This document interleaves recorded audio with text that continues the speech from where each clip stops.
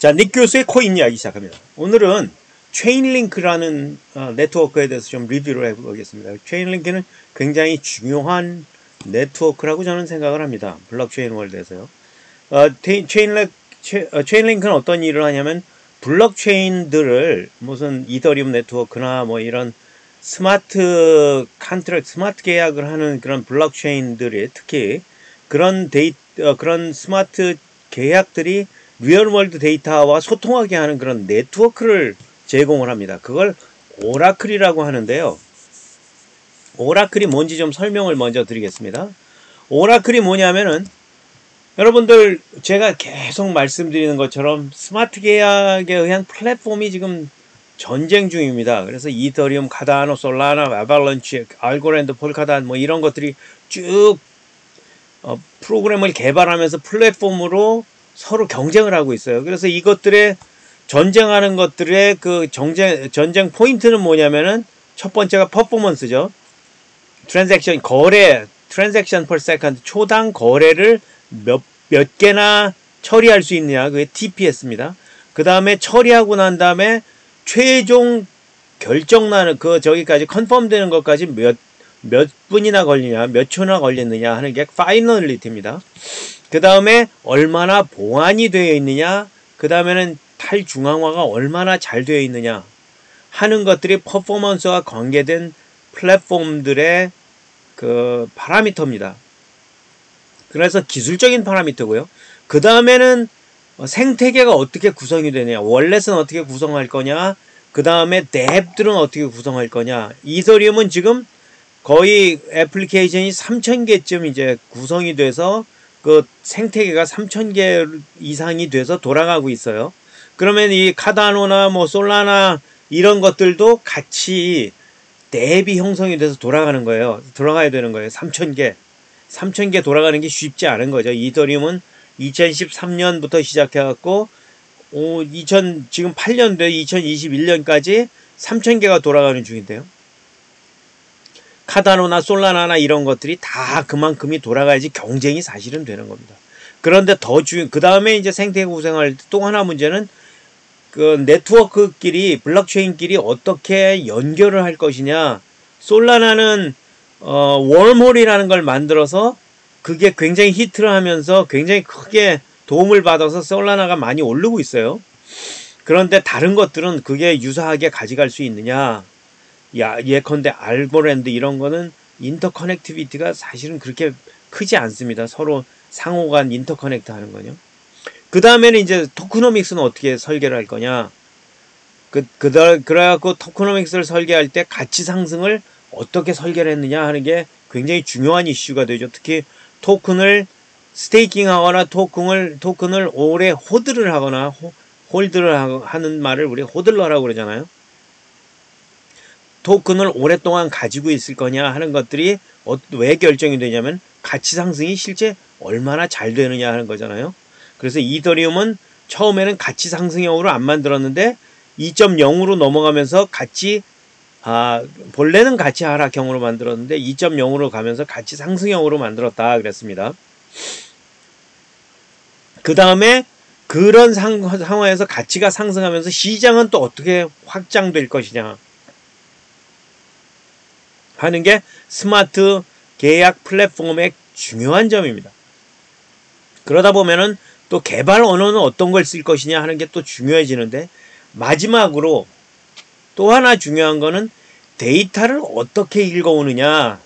리얼월드 데이터나 아니면 다른 어떤 환경에 있는 데이터를 어떻게 읽어오느냐 이거죠. 그 읽어오는 거에 따라서 계약이 달라질 수 있잖아요. 예컨대 오늘부터 시작해갖고 3개월 후에 대통령 선거가 있을 텐데 아니면 4개월 후에 대통령 선거가 있을 텐데 내가 대통령이 누가 될지 베팅을 하겠어. 그래갖고 베팅을 하는 그런 프로그램이 있다 그러면 외부에서 데이터가 누가 대통령이 됐는지 갖고 와야 될 거잖아요. 또 하나는 다른 거는 어디서 온도가 서울시 압구정동의 온도가 28도가 되면 어떻게 해갖고 그 그 데이터를 가져왔을 때 그 데이터를 가지고 스마트 컨트랙트가 스마트 계약이 어떻게 진행이 될 거다 하는 걸 우리가 스마트 계약으로 짤 수 있으면 그 스마트 계약은 실제 압구정동의 오늘 온도, 오늘 오전 9시 온도가 필요할 거 아니에요. 그 온도를 어떻게 갖고 올 거냐. 갖고 온다 그러면 어느 온도계를 쓸 것이냐. 가령 기상청 온도가, 기상청 데이터가 압구정동 무슨 아파트에 301동에 데이터를 쓸 거냐, 온도를 쓸 거냐, 아니면 그 앞에 있는 압구정동 압구정동역 3호선에 있는 온도계를 쓸 것이냐, 이런 것들이 굉장히 중요해지잖아요. 그러면 또 다 다른 데이터를 가지고 있을 땐 어떻게 데이터를 결정을 해서 신뢰성 있게 제공을 할 것이냐, 이런 것들이 굉장히 중요해집니다. 그런 것들을 하기 위해서 만들어낸 네트워크가 바로 체인링크라는 겁니다. 체인링크 가기 전에, 지금 체인링크에 가기 전에 우리가 설명을 드린 게 오라클이 뭐지 하는 거 설명을 드렸는데요. 그 다음에 플래시론이 뭐지 하는 걸 좀 여러분들이 좀 알 필요가 있습니다. 요거 굉장히 중요한 이슈가 되기 때문에. 플래시론은 어떻게 생각하시면 되냐면, 내가 거래를 하는데, 거래할 때 내가 돈을 빌리잖아요. 돈을 빌렸어. 돈을 예컨대 이더리움을 1000개를 빌렸단 말입니다. 1000개를 빌렸는데 내가 그 트랜잭션 내에서 1000개를 갚아버려. 그러니까 거래 처음 시작할 때 빌렸어. 그리고 거래 끝날 때 내가 갚았어. 그러면 어떻게 돼요? 외부에서 보면 이더리움 안에서 외부 이더리움 블락 안에서 보면은, 블락 밖에서 보면은 아무 일도 안 벌어졌어요. 제가 이더리움을 100개 가지고 있었어요. 100개 가지고 있었는데 그 중에 10개를 내가 로운을 하는데, 이 플래시 론이라는 게 어떻게 하냐면은, 플래시라는 말이 여러분들 번개 번쩍하는 플래시입니다. 번쩍이는 거. 우리가 저거 갖고 다닐 때 밤길 갈 때 플래시 라이트라고 하잖아요. 그런 것처럼 그런 라이트가 번쩍하는 라이트를 플래시라고 합니다. 그 플래시, 여러분들 카메라 터뜨릴 때도 플래시라는 말을 쓰죠. 그래서 반짝하는, 잠깐 동안 론을 했다가 갚는 게 플래시 론입니다. 그리고 이런 경우 어떻게 하냐면은, 여러분들 이 화면 좀 봐주세요. 화면을 볼 때 앨리스가 밥한테 500불을 빌려줬어. 500불을 빌려주면 밥은 500불이 추가가 되죠. 500불이 추가가 됐는데, 추가됐을 때 바로 그 블록체인 안에서, 그 거래 내용 안에서 밥이 잘 썼어. 그 1000불을, 500불을 빌려서 1000불이 된 거를 잘 썼어. 잘 쓰고 난 다음에 그 안에서 갚으면은, 밖에서 보면은 앨리스는 다시 1000불이 됐고 밥은 500불이 그대로 남아있는 거예요. 밖에서 보면은 아무 일도 벌어지지 않았습니다. 단지 우리가 아는 거는, 비트코인은 블락이 만들어지는 저희가 트랜잭션 시작하고 블락이 만들어져서 끝나는 시간까지가 10분쯤 걸리고요. 평균 10분쯤 걸리고, 이더리움은 평균 14초 걸린다는 거예요. 그래서 14초 안에 내가 처리를 해주기만 하면은, 그죠? 내가 돈을 빌렸다가 플래시 한 시간 동안, 플래시 터질 시간 동안 내가 뭘 해갖고 다시 갚을 수만 있다면 밖에서는 아무 일도 안 벌어진 것처럼 느껴진다는 거죠. 그런데 만약에 밥이 뭘 하다가 돈을 못 갚았어. 돌려주지 못했어. 그러면 어떻게 되는 겁니다. 어떻게 되는 건가요? 이게 한 트랜잭션 안에서 발생하기 때문에 트랜잭션이 인발리드 해지는 겁니다. 그래갖고 앨리스가 밥한테 돈 빌려준 것 자체가 애초부터 없는 일이 되는 겁니다. 다시 얘기할게요. 앨리스가 돈을 500불 빌려준다고 했는데, 밥이 빌렸다가 그 트랜잭션 안에서, 그 블록체인 안에서 갚지를 못했어. 갚지 못하면은 그 트랜잭션은 일리걸이 돼갖고 저희가 무시가 된다는 겁니다. 그래서 앨리스는 처음부터 1000불 갖고 있던 게 1000불 갖고 있고, 밥도 500불 갖고 있는 게 500불 가지고 있습니다. 왜냐하면 그 트랜잭션은 무시되기 때문에. 그게 플래시론입니다. 자, 그렇게 되면은 앨리스는 손해볼 일이 없어요. 밥이 빌려갔어. 밥도 똑같습니다. 밥이 빌려갔어. 밥은 앨리스한테서 빌렸어. 그런데 그 안에서 갚으면 내가 돈을 버는 거고, 못 갚으면은 빌린 자체가 없어지는 거죠. 그게 바로 플래시론입니다. 그래서 여기 지금 계산을 쉽게 뭐 스마트 컨트랙트에서 뭐 업데이트 뭐 어쩌고 저쩌고 밸런스가 바뀌고 어쩌고 저쩌고 하는데, 마지막에는 실제로는 마지막에는 밸런스가 처음 있던 밸런스와 똑같아진다는 거죠. 그죠? 이해하셨죠? 그러면은 이런 플래시론을 처음 도입한 게 누구냐 하면은 아베라는 디파이 프로토콜입니다. 이 디파이는 어떻게 하냐면, 내가 뭐 앨리스라 그러면 앨리스한테 그 피를 받는데, 아베는 밥한테 피 차지를 합니다. 사용료를 하는데, 사용료는 500불입니다. 0.09%를 피로 띱니다. 그리고 그 0.09%의 70%는 앨리스한테 주고요. 왜냐하면 앨리스의 본래 돈 가지고 장난을 쳤으니까요. 장난이라고 그러면 좀 곤란하지만 론을 줬다가 다시 되돌려 받았으니까요. 그래서 70%는 앨리스한테 주고요. 나머지 30%를 가지고 이 앨리스의 앨리스의 돈을 사용할 수 있도록 만들어준 사람이 20%를 가져가고, 나머지 80%는 소각을 하든지 저장을 합니다. 이게 어떻게 쓰이는지 제가 이건 굉장히 많이 이런저런 데 쓰입니다. 그런데 어떤 데 가장 많이 쓰이냐면 이렇습니다. 지금 밥이 아베에서 누가 주는지 관계없어요. 밥이 아베에서 1000불을, DAI는 달러입니다. 달러 표시된 스테이블 코인입니다.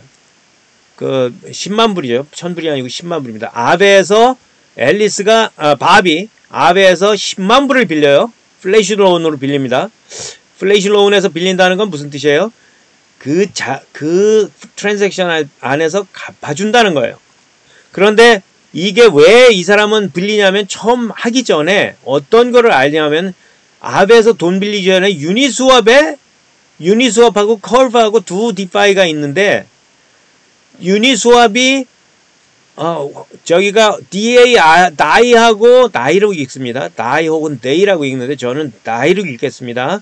데이로 하면은 조금 헷갈릴 수 있으니까, 다이하고 USDC하고 환전이 101.010이라고 생각을 하자고요. 그래서 10만 불을 가져가면은 10만 1010불을 받는다고 가정을, 그걸 알고 있었어요, 밥이.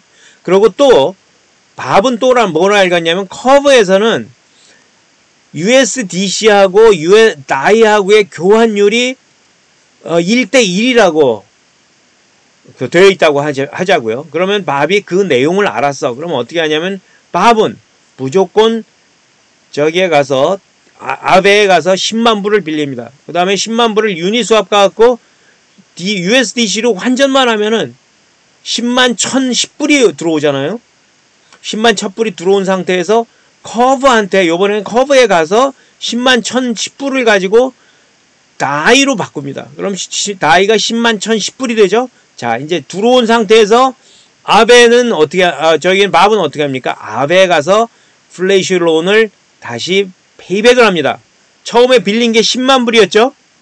10만 불인데 10만 불 갖고 수수료로 0.09% 내기 때문에 90불 냅니다. 그래서 10만 90불이 내가 그 아베한테 줘야 되는 돈입니다. 그렇게 되면 내 이익금은 얼마가 되나요?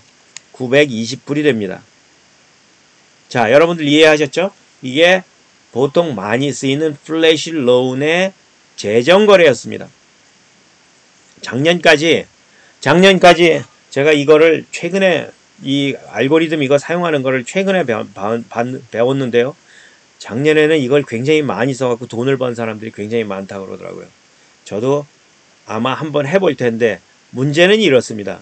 이게 만약에 론을 해가지고 내가 사용했다 그러면은 이걸 유니스왑이나 컬브의 환차익을 알아야 되고요. 환차익을 안 다음에는 그 다음에 앞에 보통의 경우 인공지능 버츠가 나보다 빨리 할 수 있거든요. 그래서 그 바스가 나보다 빨리 지나가지 않게 해야 되고요. 뭐 이런저런 저기는 있습니다. 허들은 있습니다. 하지만 아직도 재정거래 아비트레이지는 할 수가 있다. 그런데 이런 게 저기라고 하자. 플래시 론의 기본입니다. 자, 그런데 자, 이번에는 이제 기본적으로 플래시 론을 설명해 드렸고, 이게 어떻게 나중에 저기로 연결이 되는지 한번 설명을 해 드리겠습니다. 자, 그런데 먼저 그거 하기 전에 체인링크의 전반적인 기술을 한번 리뷰를 하겠습니다. 체인링크의 전반적인 기술은 이렇습니다. 이 체인링크는 어떻게 먼저 시작을 하냐면, 이더리움 1.0이 갖고 있는 문제가 이런 게 있었어. 뭐냐? 1번, 확장성 문제가 있어. 확장성 문제에 여러분들 온갖 플랫폼들이 다 달려들어서 우리는 풀 수 있어. 그러고 뷰테린이 말했던 확장성 문제에 도전하는 거 있는 거 아시죠? 확장성 문제는 트렐레마하고 연결이 돼갖고 그 중에 하나가 확장성 문제입니다. 그런데 체인링크는 어떻게 이야기하냐면, 어떤 확장성 문제를 우리는 푸는데 어떻게 푸냐면은, 문제가 어려운 것들은 블록체인 위에서 풀지 않고 오프체인에 가져가서, 블록체인 위에서 푸는 게 아니고 언체인에서 푸는 게 아니고 블록체인 밖에서 풀어갖고 갖고 올게. 그러면 이 사람들은 무슨 주장을 하냐면은, 오퍼레이팅에 들어가는 운영 커스트에 들어가는 게 최소한 90% 줄어들고 그 커스트도 90% 줄어든다, 이러고 주장을 합니다. 그래서 자기네들은 확장성 문제를 지금 다른 체인처럼, 다른 메인네트 체인처럼 확장성 문제를 기술적으로 뭐 어떻게 푼다는 것보다는, 이 사람들은 어려운 거 있으면 밖으로 빼서 풀면 되는 거 아니야. 오히려 간단한 접근법을 제시를 합니다. 그래서 이 사람들은 우리는 확장성 문제를 100% 풀지는 못해도 상당 부분 감소는 시킬 수 있어, 이렇게 주장을 하는 거죠. 그게 첫 번째, 체인링크가 이더리움의 문제를 푸는 첫 번째가 확장성 문제입니다. 두 번째는 이 사람들이 제공하는 건 뭐냐면은, 이더리움의 스마트 체인 네트워크가 리얼월드 데이터를 받아야지 스마트 계약이 돌아가는데, 그런 계약은 어떻게 되냐면은, 우리가 예컨대 내가 디파이를 만드는데, 디파이가 우리가 항상 페더럴 리저브, 미국의 페더럴 리저브가 제시하는 이자율보다 내가 5% 더 높게 해줄게, 뭐 이런 식으로 해가지고 리얼월드 데이터가 필요할 수가 있습니다. 그러면 어떻게 하냐면, 이 사람들은 우리가 오프체인에서 갖고 있는 리얼월드 데이터 우리가 가져올게. 금융 데이터, 아니면 부동산 데이터, 현물 데이터, 아니면 파생 상품에 대한 데이터, 주식 데이터, 그런 모든 마켓에 대한 데이터 다 가져다가 우리가 리얼월드에 있는 걸 데이터를 가져다가 제공을 해줄 테니까, 우리가 이더리움이 갖고 있는 네트워크가 리얼월드 데이터를 접근을 못하는 건데, 그런 문제를 우리가 풀어줄게, 이러고 이야기합니다. 그게 체인링크가 갖고 있는 가장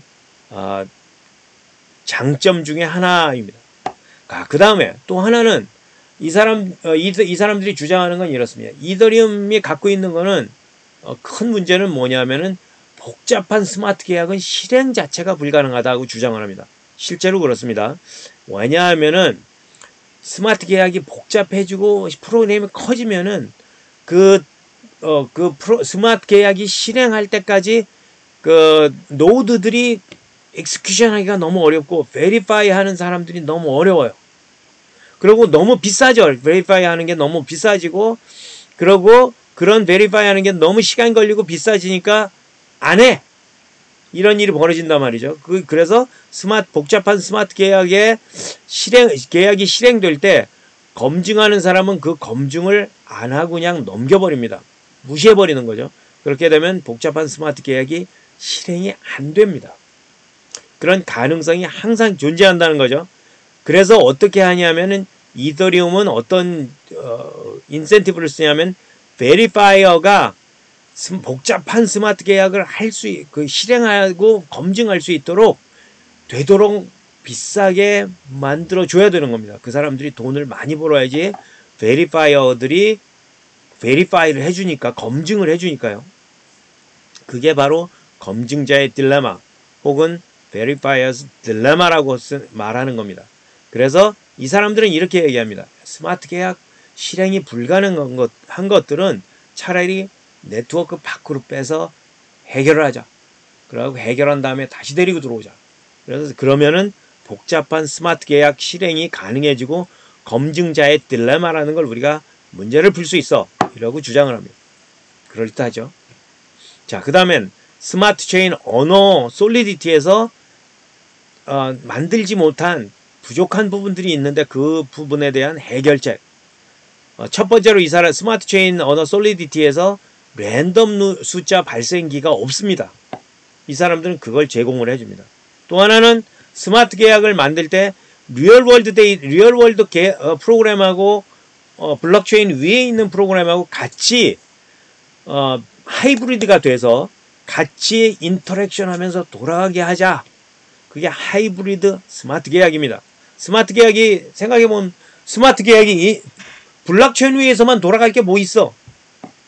블록체인 위에서 돌아가고 리얼월드에서 돌아가고 그게 서로 짬뽕이 돼서 섞일 수 있게 만들어주는 하이브리드 스마트 계약을 만들어줄 수 있게 우리가 만들어줄게 하는 게 이 사람들의 주장입니다. 실제로 상당 부분 신빙성이 있습니다. 그죠? 하이브리드한 스마트 계약이 되게 간단해질 수밖에 없는 이유를 굉장히 잘 정교하게 만들 수 있는 바탕을 만들어줄 수 있다고 그러는 거죠. 또 하나는 체인 간에 블록체인이 여러분들 우리가 알고 있는 이더리움 네트워크나 솔리디티 네트워크 아니요 죄송합니다. 이더리움 네트워크나 폴카닷 네트워크나 솔라나 네트워크나 이런 체인들이 다르면은 네트워크들이 다르면은 어떻게 돌아가는 방법이 없잖아요. 스마트 체인이 저기 같은 경우는 에발런치 같은 경우는 그 솔리디티를 쓴단 말이에요. 솔리디티를 씀에도 불구하고 그 체인이 다르다는 이유 때문에 서로 그 상호 운용성이 없는 거죠. 그런데 이 사람들은 체인 간의 상호 운용 프로토콜을 우리가 정의를 해줄 테니까 그걸 사용해서 상호 운용성을 제공을 해줄게 이라고 주장을 합니다. 실제로 이분들은 실제로 많은 부분 구축을 하고 제공을 하고 있습니다. 그래서 이 사람들이 하는 거는 기본적으로 오라클 문제인데 오라클 문제는 어떤 거냐면은 지금 이미 말씀드린 것처럼 블록체인이 있어. 블록체인이 있는데 리얼월드 데이터 언제든지 우리가 아예 커넥트가 안 되잖아. 이러고 얘기하는 거예요. 그죠? 여기는 온도계, 뭐 시간, 뭐 이런 것들, 뭐 무슨 온갖 데이터들이 다 환율 이런 데이터들이 달러가 오늘 파운드당 아니면 원화당 그 환율이 얼마다 하는 걸 우리가 알아야지 여기서 이더리움이나 비트코인이나 이런 것들에 대해서 이런 그 환율에 대해서 반영이 될 거 아니에요. 그래서 그런 것들을 연결하는 방법이 있어야 되는데 자, 이 사람들이 주장하는 건 그겁니다. 자, 우리가 만들어 갖고 중앙화해 갖고 오라클을 만들어서 오라클을 접근하게는 해줄 수 있는데 여기 리얼월드 데이터에 데이터 소스가 여기 있습니다. 데이터 소스가 여기 있는데 데이터 소스를 내가 받아다가 줄 수는 있지만 이게 센트럴라이즈 되면은 이게 그 어택이 일어나잖아. 공격을 받고 해킹 됐을 경우 전체에 대한 데미지가 너무 크잖아 하고 주장을 합니다. 그래서 이 사람들은 어떻게 하냐면 언제 어디서든지 최고 신뢰도를 가진 데이터를 공급할 수 있을까? 일반 유저를 보면은 아니면 일반 내 개발사를 보면 공급 받을 수 있을까 하는 거에 대한 솔루션을 만드는 거죠. 그래서 예컨대 스테이블 코인에서 스테이블 코인을 만들었다 그러면 US 달러가 얼마인지 그리고 암호화폐 간의 화폐는 어떻게 결정해야 될지 그런 거에 대한 계산이 돼야 될 거잖아요. 아니면 이거 주식 신테틱 에셋은 무슨 뜻이냐면은 실제로 주식 데이터가 뉴욕 스탁 익스체인지나 아니면 우리 한국 증권거래소나 이런 데서 증권이 거래될 거잖아요. 거래될 때 그 가격을 우리가 받아서 그 가격에 맞게 사고팔구를 할 수 있을까? 가격에 그러니까 시장에서 저희가 마이크로소프트 저희가 주식이 오늘 10% 올랐어. 그럼 10% 올릴 때 우리가 암호화폐에서도 주식시장을 그거와 똑같이 만들어서 그 가격을 반영을 해서 사고팔고를 할 수 있을까? 그게 신테틱 에세트라는 겁니다. 그런 시장을 우리가 만들 수가 있습니다. 실제로 많이 만들어져 있고요. 그런 것들에 대한 가격을 어떻게 받아모아야 되냐? 아니면 담보형 자산 이런 것들을 계산하고 날씨, 온도 이런 것도 다 최고 신뢰도를 가진 데이터를 이게 원노드가 아니고 네트워크 탈중앙화된 오라클 네트워크를 구축을 해야 된다는 거죠. 그래서 이 사람들은 탈중앙화된 오라클 네트워크를 구축을 해서 누구도 해킹하지 못하도록 구축을 합니다. 그래서 그 구축된 거를 블록체인 네트워크에 제공을 하죠. 자, 그렇게 돼서 제공을 할 때 예컨대 이더하고 US 달러하고 각 거래소마다 다 가격이 틀릴 거잖아요. 이더 가격만 생각할 때요. 이더 가격 따지면은 뭐 GTake달 5개에 가면 1763불이고 어디 카이코에 가면 1767불이고 어디 가면은 링크 포레스트로 가면 1764불이고 다 다릅니다. 다른데 우리가 다 다른 거를 대표하는 값을 어떻게 정의해서 우리 블록체인 네트워크의 한 개의 값으로 제공할 수 있을까 하는 게 이 사람들이 가장 어려운 일 중에 하나입니다.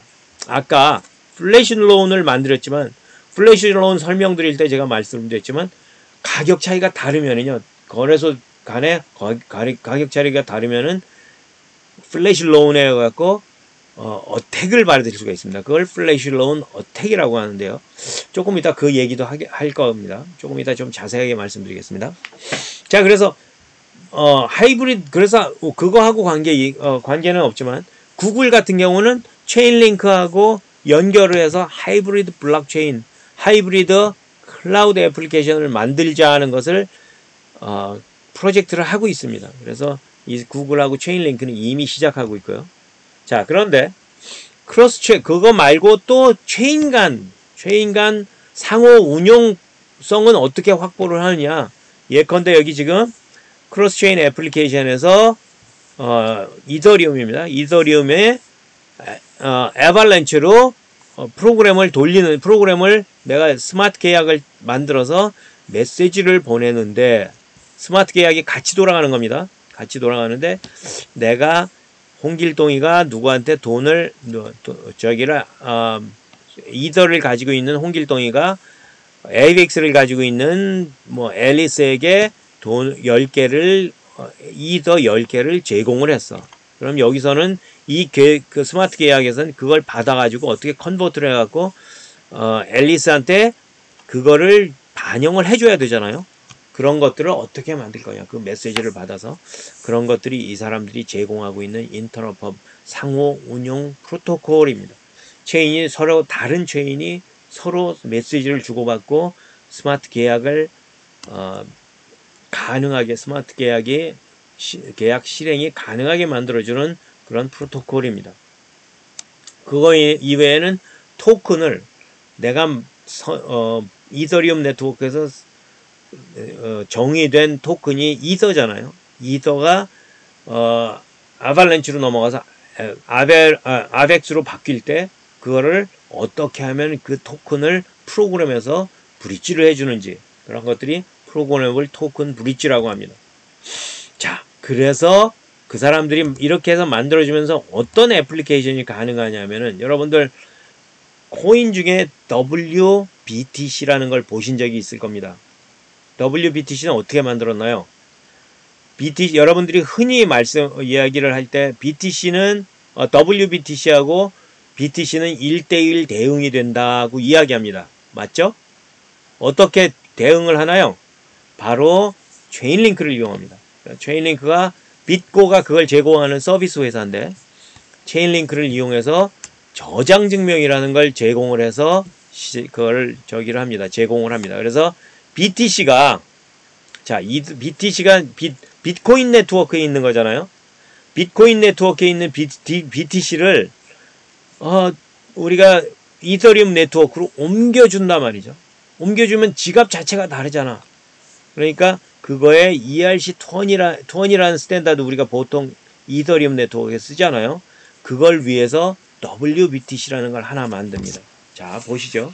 이 그림에서 보시면 좀 낫습니다. 그림에서 보시면은, 자, 보세요. 내가 비트코인 네트워크가 이렇게 있는 겁니다. 내가 10개의 BTC를, 앨리스가 10개의 BTC를 가지고 있습니다. 그런데, 자, 내가 비트코인 네트워크의 단점은 뭐예요? 이자를 받을 수가 없잖아요. 이자 농사를 지어야 되잖아요. 그러니까 이자 농사 짓기 위해서 나는 어떻게 해요?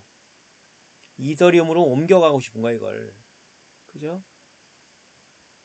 이더리움으로 옮겨놓고 싶은데, 이더리움에서 옮겨놓을 때, 체인링크를 이용한다는 거죠. 체인링크 네트워크에다가 내가 10개 리저브 해갖고 보냈어. 네 월렛이 있으면 거기로 보낼게. 여기가 체인링크의 월렛, X, D5, 5, 0, 이런 거, D5, 0, X, 04, D, F23, 이러고선 월렛 주소가 있다고 하자고요. 그러면 여기에 10개 보내면 여기 10개가 들어오는 겁니다. 10개 들어오면 이 사람들은 어떻게 하냐면은 앨리스의 지갑이 앨리스가 가지고 있는 bit고 지갑에 bit고 커스터디 지갑이라는 걸 만들어 줍니다. 커스터디 지갑에 BTC가 아니고 WBTC라는 거를 커스터디 돼 있다는 락을 하겠죠. 락을 해갖고 10개 있다는 지갑에다 넣어줍니다. 커스터디 지갑에 넣어줍니다. 그러니까 여기로 10개 보내고 여기는 10개가 BTC가 줄어들겠죠. 10개가 빼지고 제로가 되겠죠.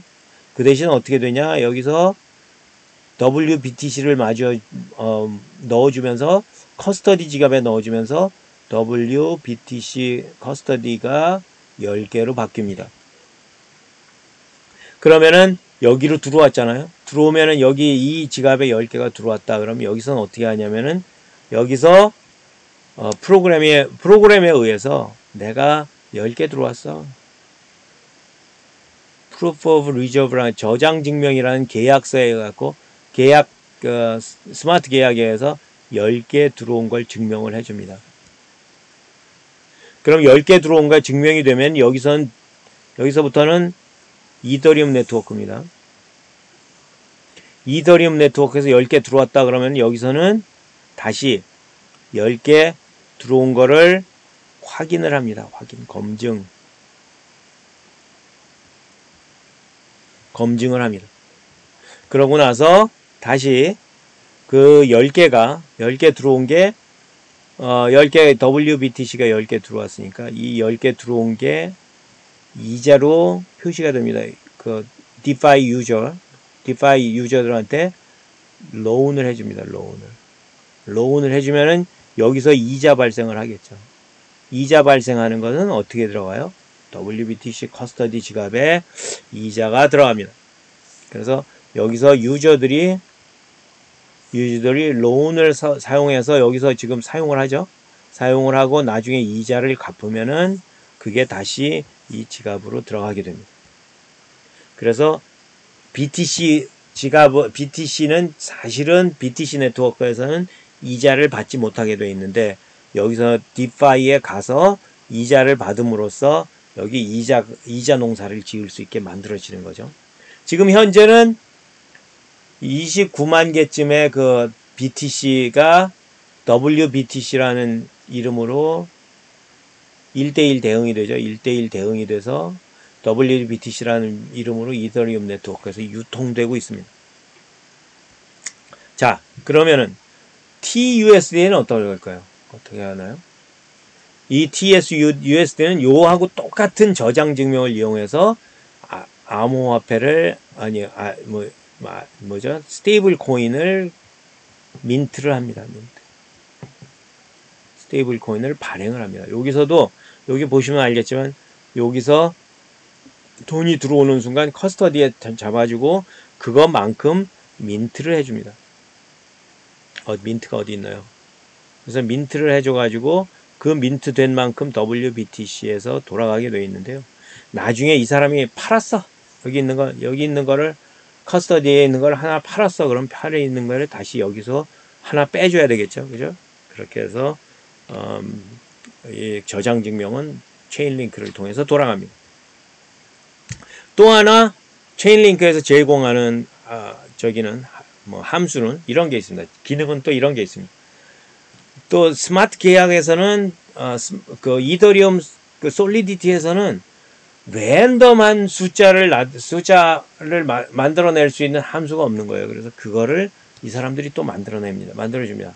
랜덤 숫자 발생기를 만들어줬는데 이게 랜덤 숫자 발생기라는 게 사실은 간단하지는 않습니다. 이 사람들이 이걸 만들어서 제공을 합니다.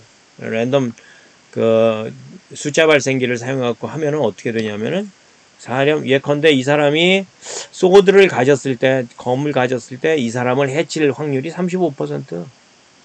그리고 휘둘렀을 때 히트할 확률이 50%, 미스할 확률이 50% 이런 이 확률만큼 이게 프로그램이 돌아가줘야 될 거 아니에요? 그래서 랜덤니스를 제공을 해줘야 되는 그런 게임들이 블록체인 게임들이나 뭐 이런 게 있습니다. 특히 NFT 아이템을 생성할 때는 아이템 생성할 때 어떻게 해요? NFT 아이템 할 때 원숭이 얼굴 그렸다 그러면 원숭이 눈이 10번에 한 번, 요 빨간 눈은 10번에 한 번, 파란 눈은 100번에 한 번, 요러고선 우리가 희소성이나 뭐 이런 것들을 좀 만들어줘야 되지 아이템이 잘 팔리거든요. 그런 것들을 할 때 NFT 아이템 생성할 때 이런 랜덤 함수가 필요합니다. 그리고 과제를 누구한테 줘야 될 때 랜덤하게 줘야 되거나 랜덤하게 리소스 할당을 할 때 그럴 때 랜덤 함수가 쓰입니다. 그래서 이런 것들이 지금 이 체인링크가 제공하는 기능들입니다. 자, 아까 플래시로운에 대해서 설명을 드렸는데 플래시로운 여러분들 조금 더 아셔야 될 부분이 있습니다. 왜냐하면 플래시로운이 체인링크를 하고 좀 논란의 여지가 좀 있습니다. 아까 샘이라는 사람이 있다고 하자고요. 샘은 지금 하고 싶은데 내가 아까 말씀드린 것처럼 그 거래소가 2개 있어갖고 하나는 유니스왑, 하나는 커브라는 디파이에 가갖고 서로 환차익이 있기 때문에 그 환차익을 순간적으로 이익을 보는 그런 구조였잖아요. 요번에는 어떻게 하냐면 사실은 플래시로운을 사용하는데 플래시로운을 가지고 어택을 한다고 그랬습니다. 근데 이게 실제로는 여러분들 보시면 알겠지만 어택이라고 하긴 좀 나쁩니다. 공격. 플래시로운 공격입니다. 자, 샘이 어떻게 하냐면 아베한테 가서 플래시로운으로 이더를 10,000개를 빌립니다. 10,000개. 10,000개. 이더입니다. 그럼 이더를 10,000개 빌리면 어떻게 돼요?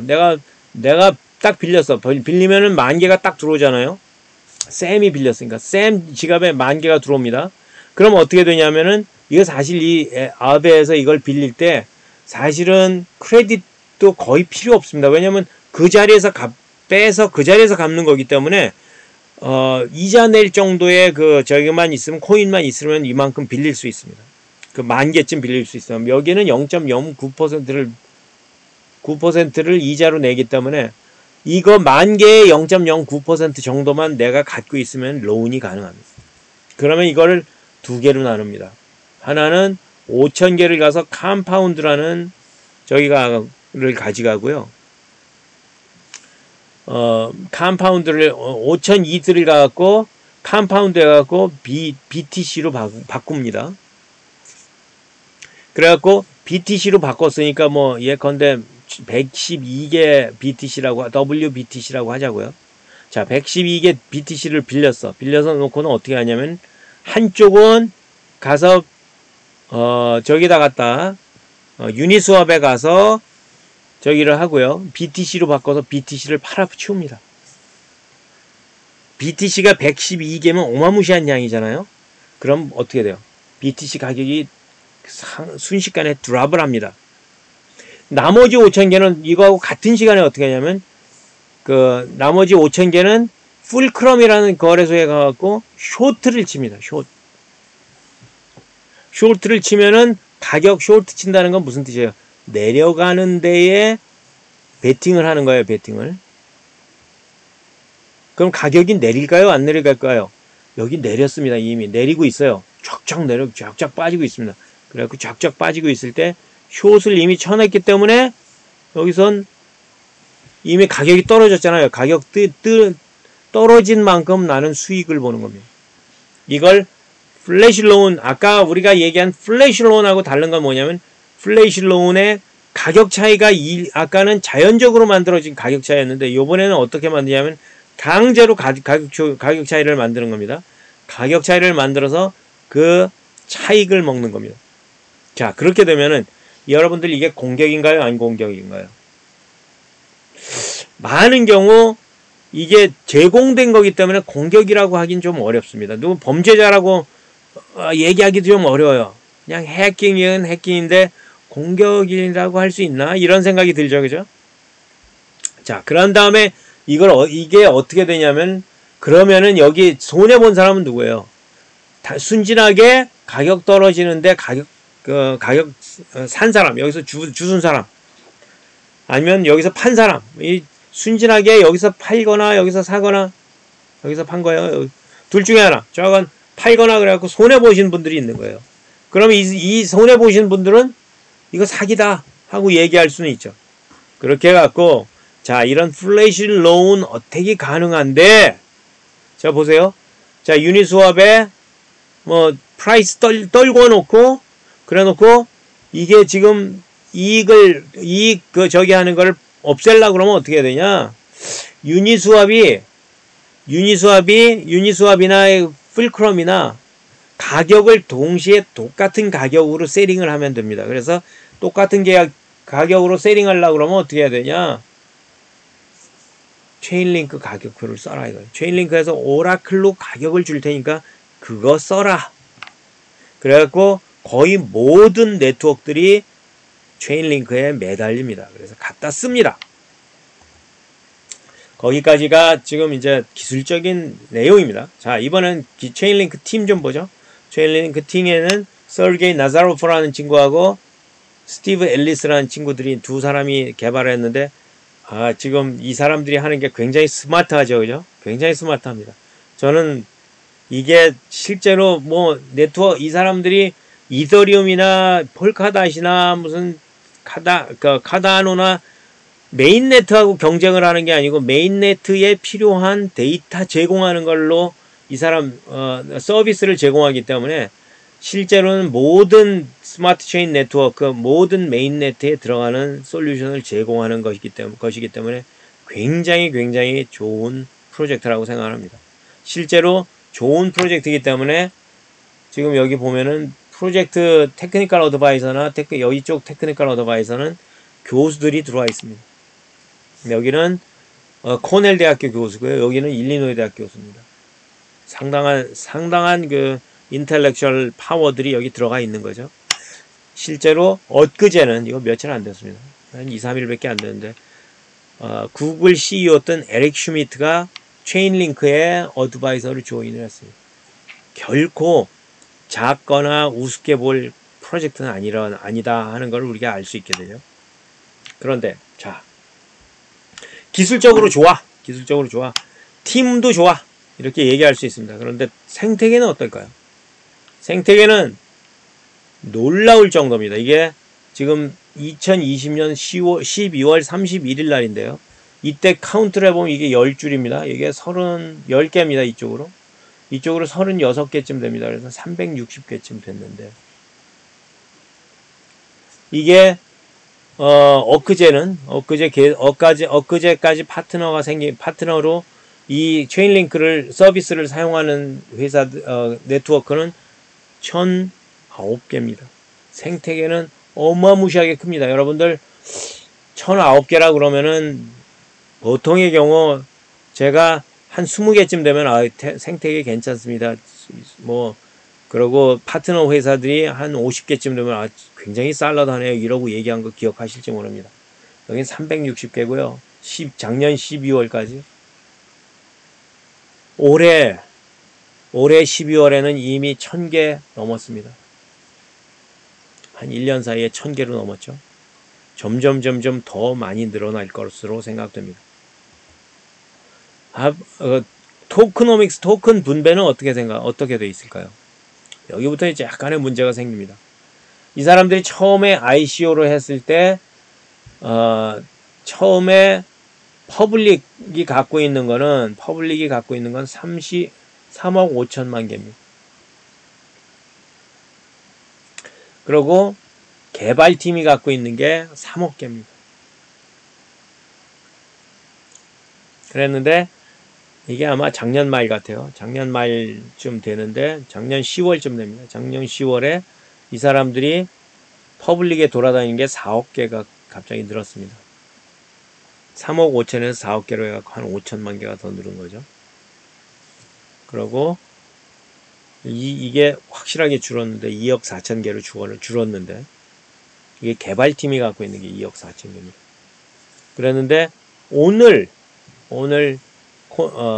코인링크 코인캐피탈을 보면은 이게 4억 7천만 개가 됐습니다. 이게 확실하게 줄고 있는 거죠. 확실하게 줄고 있습니다. 그러면서 이 사람들이 이거 이상하다. 이게 왜 이상하냐? 이 사람들은 이렇게 생각을 합니다. 그렇게 링크가 가격이 그렇게 기술도 좋고 그렇게 좋다며 좋으면은 이게 17센트에서 시작했지만 쫙 올라가야 되지 않니? 이렇게 생각을 하는 거예요.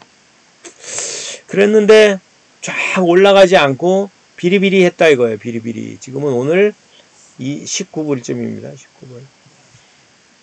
19불쯤밖에 안 되기 때문에 이 사람들이 뒤져본 거예요. 많은 사람들이 이거 19불이 왜 19불인지 분석을 하고 봅니다. 이거 왜 올라가기만 하면 뒤에서 누르는 놈들이 있어 이거. 그죠? 누르는 놈들이 왜 어디서 나오는 거야? 하고 이 사람들이 뒤져본 거예요. 그랬더니 많은 사람들이 생각한 거는 야 이거 보조금을 너무 많이 지급을 해가지고 보조금 받은 이 사람들이 이제 생태계를 늘리기 위해서 보조금을 굉장히 많이 지급을 합니다.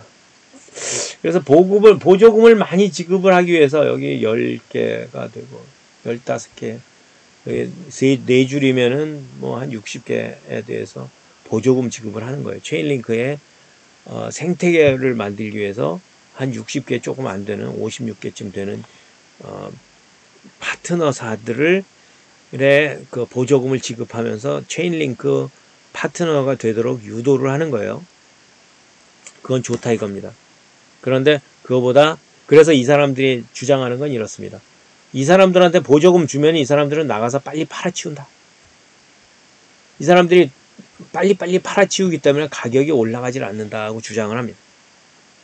그런데 그거보다는 조금 더 있습니다. 이걸 또 열심히 뒤져본 사람이 있어요. 뒤져본 사람이 있기를 야 이거 사기다. 제우스 캐피탈이라는 회사인데요. 제우스 캐피탈이 체인링크를 유난히 쫓아다니면서 공격을 합니다.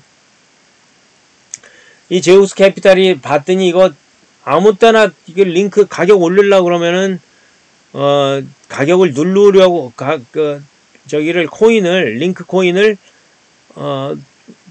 막 팔아버리는 그런 그 지갑이 있더라. 알고 보니까 그 지갑이 개발자 지갑이더라. 이라고 얘기합니다. 그래서 보세요. 저기를 하는데 4일 전, 11일 전, 25일 전. 좀 이상하죠? 이게 7일 차이로 여기는 14일입니다. 14일인데 여기도 29일에서 36일에 7일 차이입니다. 이렇게 7일, 14일이라고선 주기적으로 팔아치우는 지갑이 있는 거예요. 야 이거 사기다. 제우스 캐피탈에서는 이거 사기다. 얘네들이 지금 자기네들이 제대로 말한 만큼 개발 못하고 있으니까 지금 도망치려고 야밤 도주하려고 이러고 있다. 이렇게 주장하는 겁니다. 거기다 이 사람들은 또 어떤 걸 주장을 하냐면, 야, 플래시 로운 어택이라는 걸 했는데, 플래시 로운 어택 했더니 알고 보니까 해커들이 돈 번 게 아니고, 베니피셔리는 누구니? 돈 번 사람이 누구니? 해커가 아니고, 체인링크가 돈 벌었잖아. 이거 니네들 이상해, 니네들. 니네들 사기야, 사기. 그 계속 공격을 합니다. 그런데 문제는 뭐가 문제냐면, 이거하고 이거를 이 사람들이 체인링크가 제대로 설명을 못합니다. 이거 야 니네들 일주일 동안 일주일마다 이거 팔아치우고 자꾸 덤프하는 이유가 뭐야? 설명을 못합니다. 이것도 니네들이 프라임 베네피셔리인데 그거 니네들이 한 거 아니야? 뭐 이러고서 이제 저기를 하죠. 공격을 하죠. 근데 공격을 방어를 잘 못합니다. 그런데 더 재밌는 거는 경쟁자들이 오라클 네트워크의 경쟁자들이 꽤 있습니다. 엄브렐라 네트워크, 체인링크, 밴드, API3 이런 경쟁자들이 있는데요. 이 경쟁자들을 죽이기 위해서 이 사람들이 좀 이상한 짓도 합니다. 여기서는 지금 엄브렐라 네트워크가 제일 낫다고 주장을 하는 중입니다. 저는 지금 이거 엄브렐라 네트워크를 들여다본 적이 없습니다. 그래서 제가 비교하기는 조금 불편합니다. API3가 이 두 개가 지금 이제 이 체인링크하고 경쟁을 정말 잘하고 있다고 믿어지는 그런 네트워크입니다. 그 내부를 들여다보지 않아갖고 실제 정확하게 말하기는 좀 나쁩니다. 그런데 이 사람들이 체인링크는 또 어떻게 했냐면은 이게 API3나 아까 그런 그 네트워크 프로토콜들이 사용되지 않도록 돈을 막 뿌립니다. 그래서 거의 이거를 어떻게 하냐면 이드 인디아하고 이더 펑크 이런 저기를 해커톤을 여는데 해커톤에서 이 사람들은 어떻게 하냐면은 야 우리가 이걸 살 테니까 오라클 그 서비스 프로바이더는 딱 한 사람만 쓰게 해. 우리 것만 쓰게 해. 해커톤인데 다른 사람들 쓰지 못하고 우리 것만 체인링크만 쓰게 해. 그래갖고 이것 때문에 스캔들이 돼갖고 아예 캔슬이 됐습니다. 여기 어떻게 됐나요? 포스트폰 됐다가 제가 알기로는 캔슬된 걸로 알고 있습니다. 자, 그래서 보세요. 자, 이제 결론으로 갑니다. 기술적으로 장단점에 대해서 설명을 합니다. 이 사람들은 체인링크는 오라클 데이터 서비스의 선두주자다. 가장 빠르게 오라클 서비스 네트워크를 구축을 했고 이더리움의 여러 가지 문제도 해결해가지고 선두주자라는 거에 대해서 굉장히 큰 강점이다 이거죠. 그런데 이 사람들이 이제 단점이라고 주장하는 거는 이 API3가 이걸 하는 건데요. 이 오라클 제공하는 데이터를 제3자에 의존하게 되면서 쓸데없는 가스비를 낭비하고 있다. 이러고 주장을 합니다. 그리고 API3는 이 부분을 해결하다고 주장을 합니다. 근데 제가 좀 객관적으로 생각해보면 이게 제3자에 의존하는 게 맞지 않아? 이러고선 저는 혼자 생각합니다. 왜냐면 탈중앙화를 해야 되는데 탈중앙화를 안 하고 API에 의존해갖고 어떤 사업자들이 데이터를 제공했다 그러면 이 탈중앙화된 노드를 없앤다 그러면은 이거 믿을만해지는 거 신뢰도가 문제가 되는 거 아니야? 이런 생각을 좀 해봅니다. 그래서 어쨌거나 API3가 이 부분이 단점이라고 주장을 하니까 여기다 넣어놨습니다. 그거 이외에는 제가 생각하기에는 기술적으로 큰 단점은 거의 없다고 보시는 게 맞습니다. 그런데 사업적인 장점은 크립토 화폐 중에 이더리움 다음으로 가장 큰 사업 생태계, 비즈니스 생태계를 구축하는 데 성공했다는 게 굉장히 큰 장점이죠. 그래서 웬만한 코인들이 체인링크하고 경쟁하기가 쉽지 않을 겁니다. 사업 사이즈로 보면 나중에는 사실은 이 이더리움 네트워크, 카다노 네트워크, 무슨 네트워크, 폴카닷 네트워크, 에발런치 네트워크, 무슨 네트워크 하고 할 때 저기는 체인링크는 어떤 역할을 하냐면 여기 글루 역할을 합니다. 글루 역할을 해갖고 연결을 해준다는 거예요. 연결을. 전체를 한 통으로 연결해주는 비즈니스를 하기 때문에 저는 어떻게 생각하냐면 이게 오히려 지금 우리가 알고 있는 이더리움이나 그거보다 훨씬 더 강력한 네트워크가 될 수 있는 가능성이 있다. 그런 개연성이 있다고 말씀을 드립니다. 물론 저는 투자 전문가가 아닙니다. 그래서 여러분들이 결정을 내리시는 건, 투자 결정을 내리는 건 여러분들이 하셔야 됩니다. 제가 여러분들의 결정에 관여할 수는 없습니다. 제가 드리는 건 그냥 정보일 뿐입니다. 참고 자료일 뿐입니다. 기억하시기 바랍니다. 단점은 가격이 이게 안 오르는 이유가 뭔가요? 하고 물어보면 사기 논란을 벗어나지 못하고 있어요. 지금도 사기 논란에서 벗어나지 못하고 있습니다. 그걸 독점적일 필요도 없고 자기네들이 가장 큰데 독점적인 사업 형태를 보이면서 그게 또 들켜가지고 신뢰에 치명적인 문제를 발생시켰어요. 그 다음에 이 사람들의 문제는 자, 오라클을 탈중앙화는 했지만, 오라클 네트워크를 탈중앙화했지만 실제로 이걸 운영하는 사람들은 누구예요? 체인링크잖아요. 그죠? 지금 아까 제우스 캐피탈이 주장하는 것도 그겁니다. 얘네들 우리 그 오디트를 좀 해봐야 돼요. 왜냐면 얘네들은 저기하고 뭐냐 그 XR 뭐죠? 그 리플하고 XRP인가요? 리플하고 똑같아. 리플이 지금 SEC한테 소송당하고 있는 가장 큰 이유가 뭔가요? 리플이 소송당한 이유는 이게 중앙화되어 있기 때문에 소송당해가지고 고통을 받고 있는 거잖아요. 그래갖고 리플은 지금 코인베이스하고 미국에 있는 모든 거래소에서 퇴출당한 상태잖아요. 그래서 XRP는 안 오르는 거잖아요.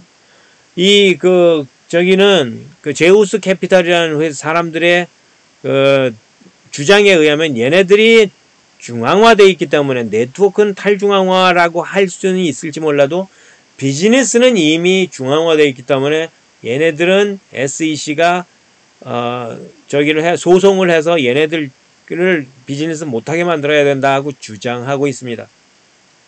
그게 치명적인 단점으로 작용을 하고 있습니다. 자, 이제 이런 것들을 기준으로 하고요. 그 다음에는 이분들이 독점적인 형태의 서비스이기 때문에 고가의 데이터 사용료를 받습니다. 그래서 이 사람들이 고가의 사용료를 받기 때문에 사람들은 API3나 아까 소개해드렸던 API3나 다른 오라클 서비스로 넘어가고 싶어 하는 그 행태를 보입니다.